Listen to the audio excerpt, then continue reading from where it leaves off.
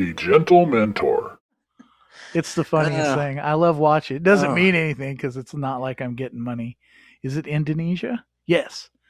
52% United States, 44% United Kingdom, 2% Indonesia. Hey, all you viewers in Indonesia, welcome to the podcast. You guys, we're so glad to have you. We're breaking into the Indonesian market. And to all of our friends in Great Britain, I met a new friend. Her name is Juliet today. She's in London.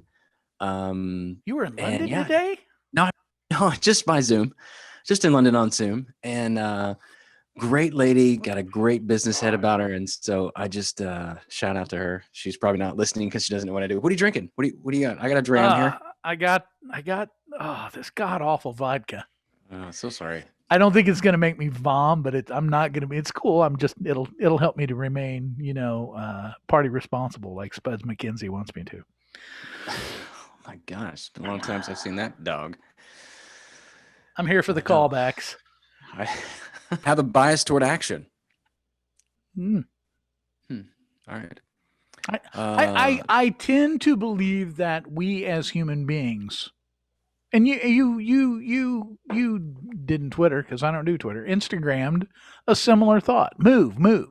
Yeah, we talked about the George S. Patton strategy of advance. I feel we fail a lot of times due to simply being inactive. Yeah. I had a discussion with Max a long time ago, and we were kind of talking about broad strokes liberal conservative, but not in a political sense, but like as human beings and as believers. And we were talking about, and I told him, I said, here's what I see is that the liberal, be it, and you don't have to put a political affiliation kind of thing with it other than to say a liberal people tend to be more emotive, more empathetic. And so when they see an injustice or someone being wronged or someone in need or someone injured, they are more likely to immediately rush to action. Unfortunately, their action is sometimes not the best path. And we could sub-reference like Jordan Peterson talking about, we don't need to always allow our compassion to come out. Sometimes holding your compassion back is a better thing for that person. Exactly. When our child struggles to tie its shoes or button its shirt and we immediately rush in rather than letting them struggle, we're doing them a disservice. So there is a time and a place where compassion and empathy actually are not the best modus operandi. For conservative people, they tend to be more cognitive. They want to think things through. They want to have a plan. And that's great because they want to get the most out of their action. They want to make sure that their action is actually doing good and not just meeting a temporary need at the expense of a long-term, not good thing. Right. And so that's very curious. Conservatives conservatives will often in that time they're thinking talk themselves out of acting. And what we need to strike or what we need to attempt to be is some sort of balance in between where we think about it and we come up with a plan that does the best good, the most good for the most people kind of a thing, but not become frozen. So. I like what you're saying. Oh, good. But I'm going to push. Say it with a different voice. I'm going to push back. Now I'm going to push back with the whole liberal and conservative analogy that you have with that because, and let's go back to our conversation. I think we were talking about this today, today's podcast that came out when we were talking about what is the right, what is it the government's responsibility to make sure we have healthcare. Okay. And I'm going to go back. And if you're not familiar with that, listen to last week's podcast. We talk about that. I'm pretty familiar with it. But yeah. So the action based that liberals move towards action a lot faster than conservatives do. Are they moving on action on things that they need to? If we think about healthcare, that's what I'm saying. It's that sometimes it's not. Sometimes it's not necessary. They're not applying good judgment in how they act. They're just That's why They're they just acting on they something. tend to be the people who protest and riot. Right. Right. Because as soon But as then they get mad, they'll rush into the street. let's encapsulate this though, and outside of, or not outside of, but way beyond the political realm and just in the Mm. personal realm. I struggle, and I think we had a whole episode on execution Yes, we did. So it's a our while back. number one episode. It Really? is Well, our then we're top revisiting that. up until the election The night. election night. That's our number one. And even on, yeah, it's a one off. It's hard to even count that. But yeah, Yeah. definitely our top viewed video on the BitChute. And I think it's maybe still number one on YouTube. I'm not sure. Well, see, and here's my thing too. As an Enneagram 5, I am very prone to thinking things through naturally. You know this about me. Who's he? What's So are you familiar with the Enneagram? You got to familiarize yourself with the Enneagram. The Enneagram is phenomenal. You got to take the personality Enneagram because it's, and you're probably the 4, which is the artist. Who's formerly known as me? Formerly known as Doug. I'm the 5, which is the investigator or the professor, which is someone who sits back. I'm the guy sitting in the corner of the room so I can see everyone. Okay, And professor. so I'm the one that notices everything. Like today we were on a call and somebody says, we have this bias towards survival and thriving. And so when we walk into a room, we don't notice the missing ceiling tiles. We don't notice the empty chairs. We notice where the exits are because the exits will help us for survival. And I'm like, nah, as an Enneagram 5, I notice everything. I notice the missing ceiling tiles. I notice the chips in the paint. I notice the chairs that are not aligned. I do notice the exits because I am into survival, self-survival. But, I notice those things. Except in airplanes. I know where the exits are in the airplane. No, I know. I'm referencing a previous episode where you're talking about wanting to die in a parachute wreck or whatever. Oh. That's because I'm reckless in an airplane. I don't want to. If I'm as a passenger in an airliner and then it crashes over someone's stupidity, I don't want that. But I'm sorry, I'm just mercilessly sidetracking you. You're trying to. No, that's fine. That's fine.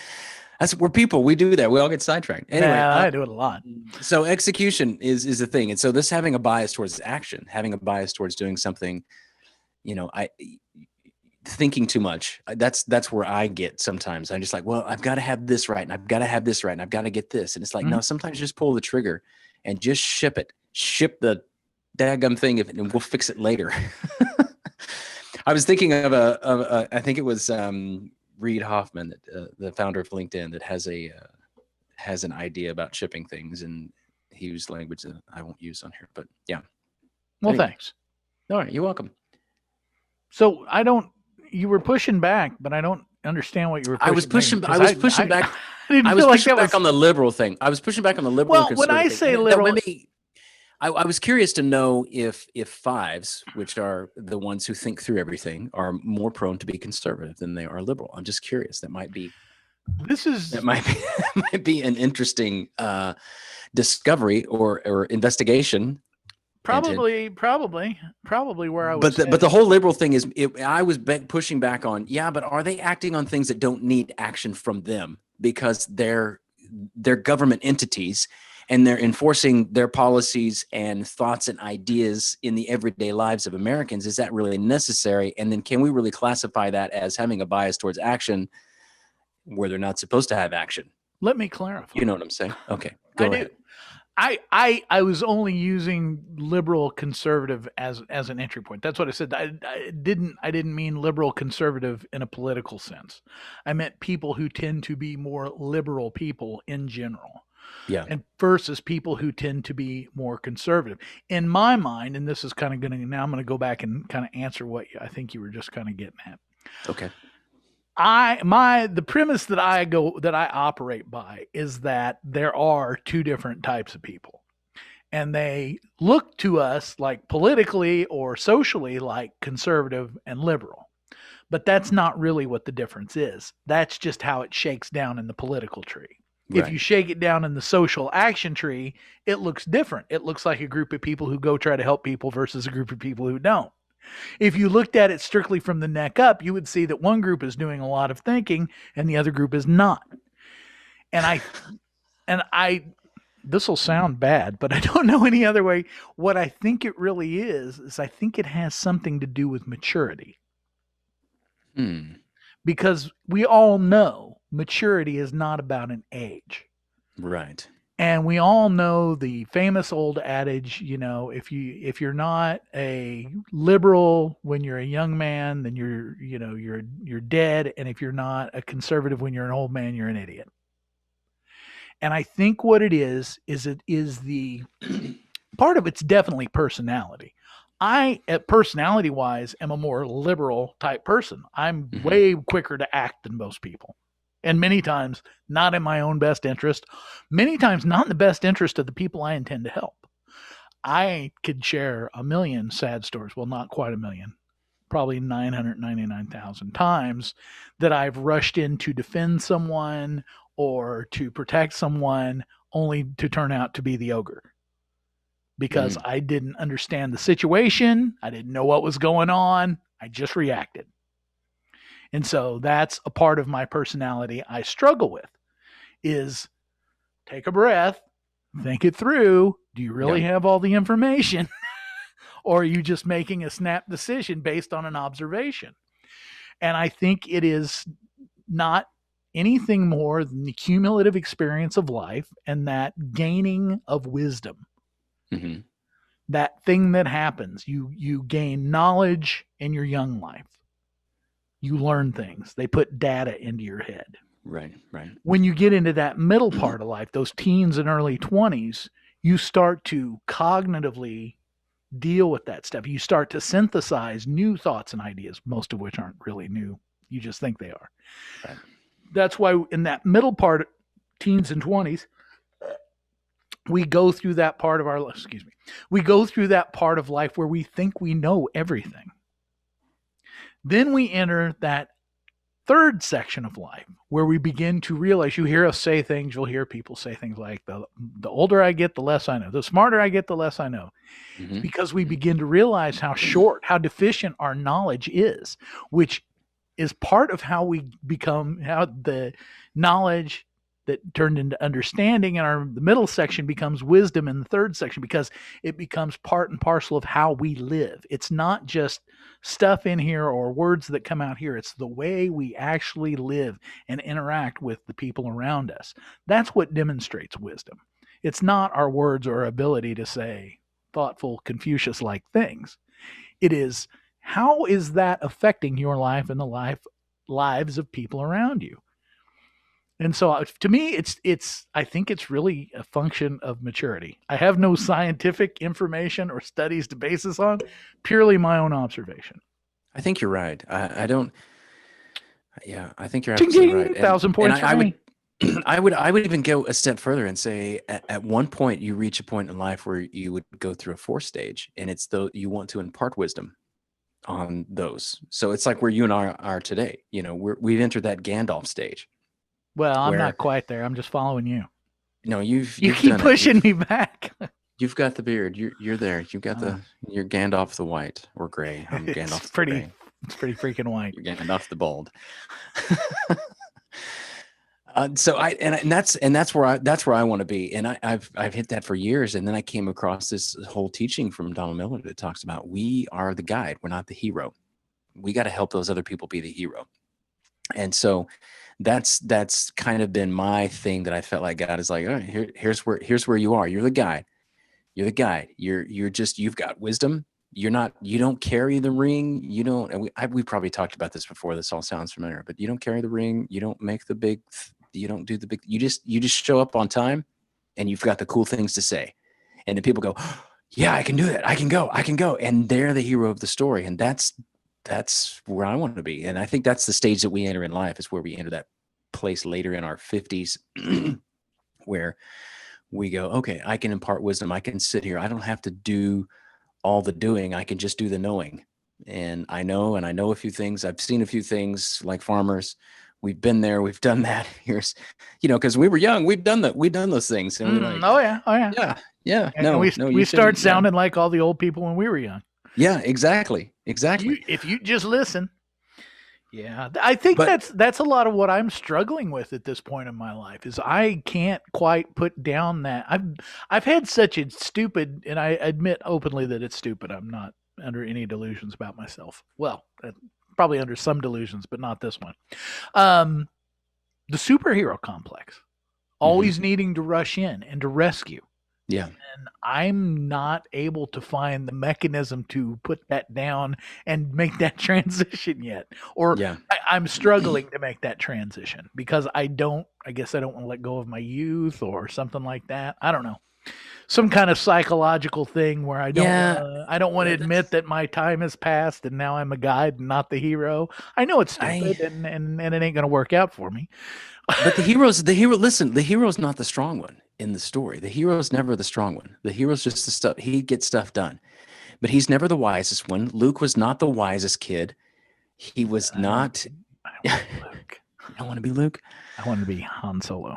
They call me Mark Skywalker when I was in school, so I kind of got to go with it. But They yeah, call me Douchey he wasn't Doug. the smartest kid. He wasn't the strongest kid, but he got stuff done, and he was the one who Well, destroyed the Death Star. we But can it we can we wasn't can reference our sure. spiritual background and the biblical heroes of all flawed people. I have a tendency to, when I find myself in a situation that needs to be, I don't know what it's, I guess, interfered with, a situation that whether I'm at work or something, and there's a situation that something needs to be done, and I have a tendency to find someone else to do it and help them do it. I don't know if that's delegation, Yeah. laziness. See, I don't I know. don't. You No, could I don't kind do of, that. I don't do that. I you don't. just jump in and do it. I would rather do it myself because I know it'll get done right. And the time it'll take me to tell Yeah. somebody else how to do it, I could already Right. have it done. Yeah. And that ain't right either. I'm not claiming my position. I'm not pushing back. No, I I'm struggle with giving you that an too. honest assessment of who I No, am. and I struggle with that too because I struggle with things where I'm just like, I'll just take care of it. It's not a big deal. I'll take care of it because I do that too.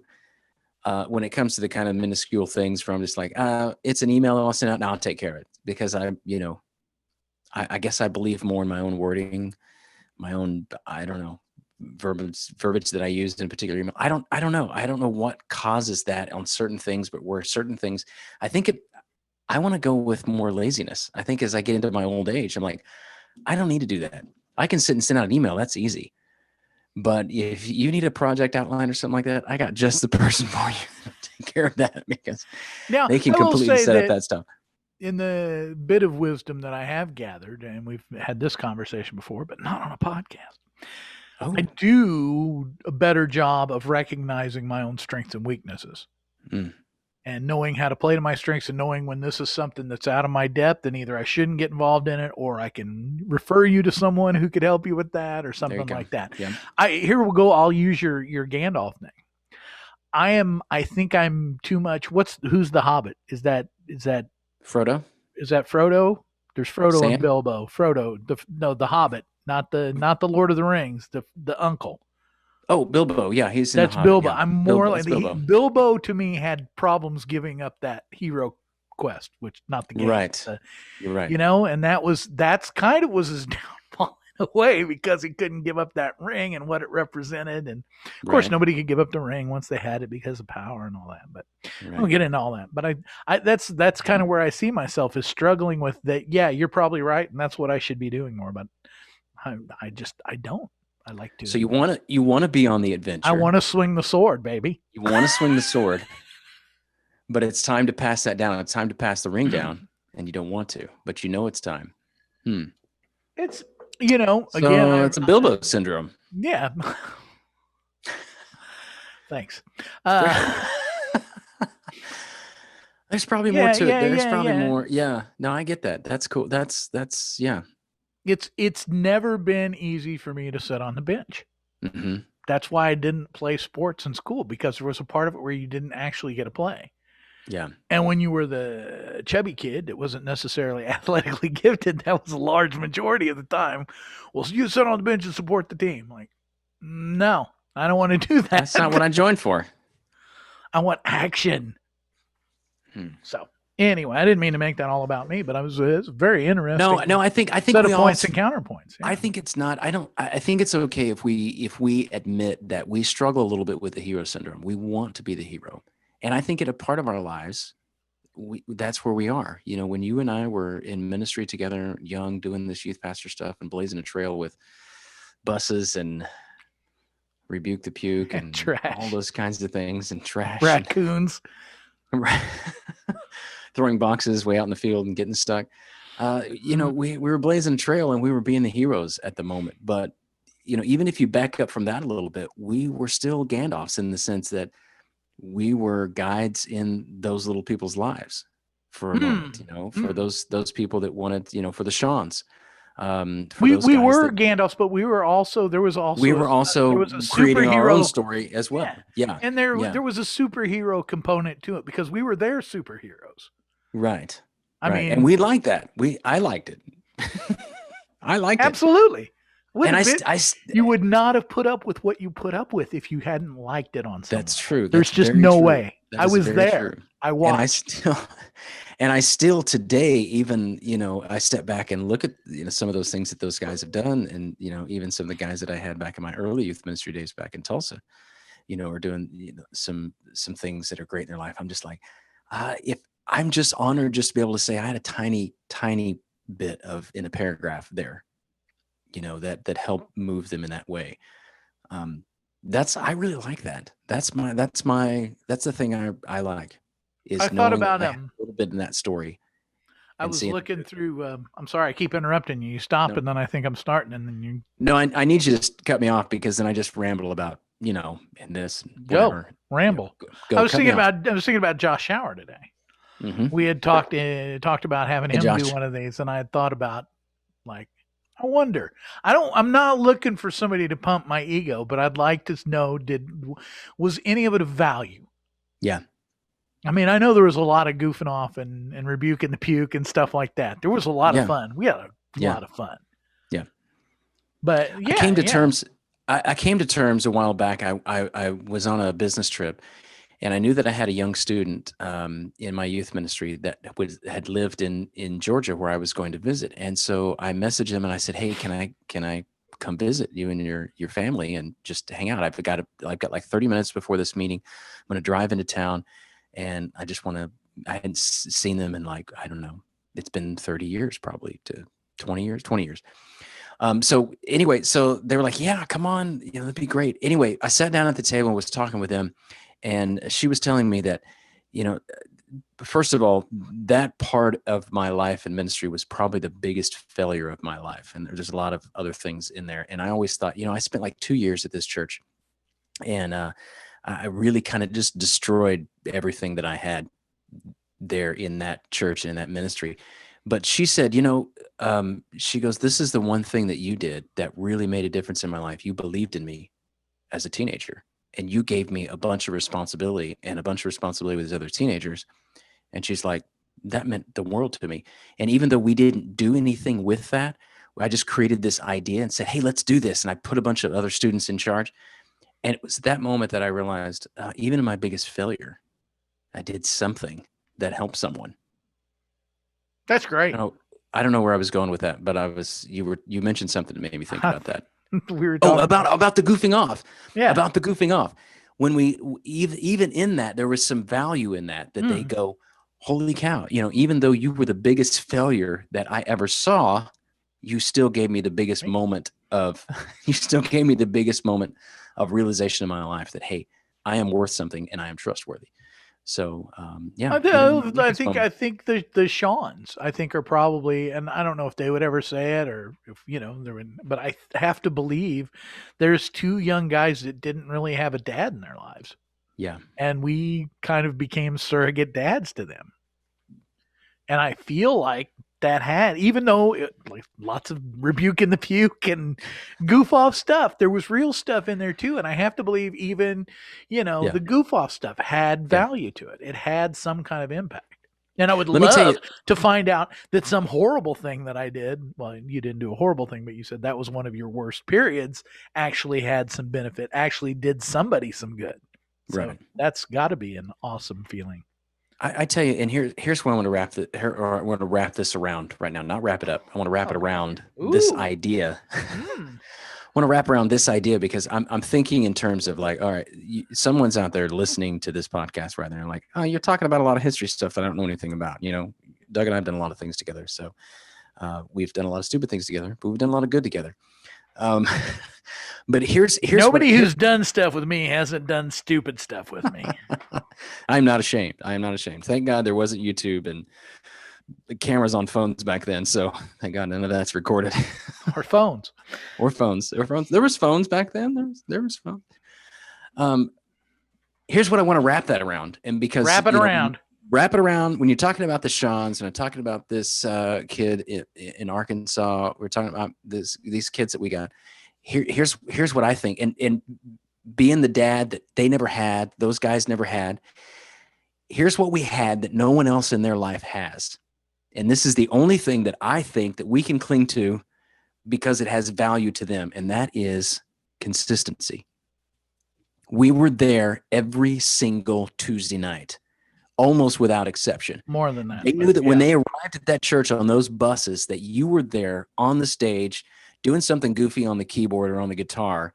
And I was up there behind this giant metal X that I had built out of wood and aluminum. And we were there. We had the game room for them. We had all these things. We were there every Wednesday night. I was there every Wednesday night. We were doing things for them. I think, and for anyone who's listening, that's like, what good am I doing in my child's life? What good am I doing in my, I'm a failure. I think you could just cling to consistency. I think if you could just cling to, I'm here. I'm here when you wake up in the morning. Yeah, I'm your dad. I may not be the smartest guy. I may not be the wealthiest guy, but I'm here when you get up in the morning, and I'll be here when you go to bed. And there's a lot of kids that's probably the only reason they're really big success is the consistency that they had from someone in their life. Might be the only consistency they have. It might be the only consistency. I mean, think about like just generic loads of bus kids. Right. And let's bad neighborhoods and not necessarily great homes. We may have been the only consistent thing. What kind of education, what kind of skill does it take just to be consistent? None. That's what's great about it. It's something anybody can do. I tell you what's hard about consistency. Consistency is dying to self. The hours. Yeah. Well, it's exactly that. Dying to self. It's dying to self. Yeah, it's giving of yourself. It's just giving of time, and time is the most valuable thing that you have. And I heard this back when I was in Bible college that kids spell love Time. And I think that doesn't go for kids. I think it goes for your spouse. I think that goes for your friends. They spell love Time. And so we all have the same amount of time.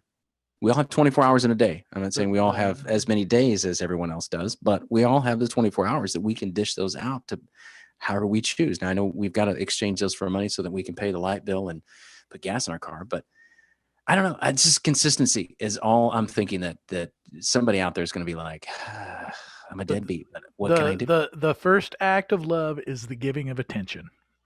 Yeah. And that's not from me, so. But I wish it was because I think it's awesome. But yeah. It's something anybody can do. If you can, agreed. If you can be there and be where you're supposed to be when you're supposed to be there, that's all you got to be. And you don't have to say anything profound. No, it's the only time in my life I was ever cool to teenagers. It's because you were there week after week. Yeah. When I was a teenager, teenagers hated me. And when I taught school, teenagers hated me. But when we were there, they thought we were somebody cool. As a substitute teacher, though, that's the poorest example of consistency there ever is. It is. But you were there. Okay, how many weeks? You started in youth ministry with me, Doug. How many weeks did it take for teenagers to think you were cool? Well, not all of them thought it was cool. Just a select. A lot of them did. A lot of them thought you were cool. Yeah. It took some time, but I don't know. It didn't happen overnight. It didn't It's happen overnight, but it didn't right. take 70 years either because we No, weren't and it there didn't for come 70 without years. your doubts and questions and concerns going, what am I doing? Why am I here every single week? Why am I It doing took this? time, and you always establish rapport with different people at different paces. There were people in that youth Exactly. group I never Exactly. established rapport with, and there were people like, well, the aforementioned Sean's. I had a guitar strapped to me, and that was all they needed. I That's yeah, mean, you were the hero there. yeah, I was a mouse. I was a mouse trap with cheese in it.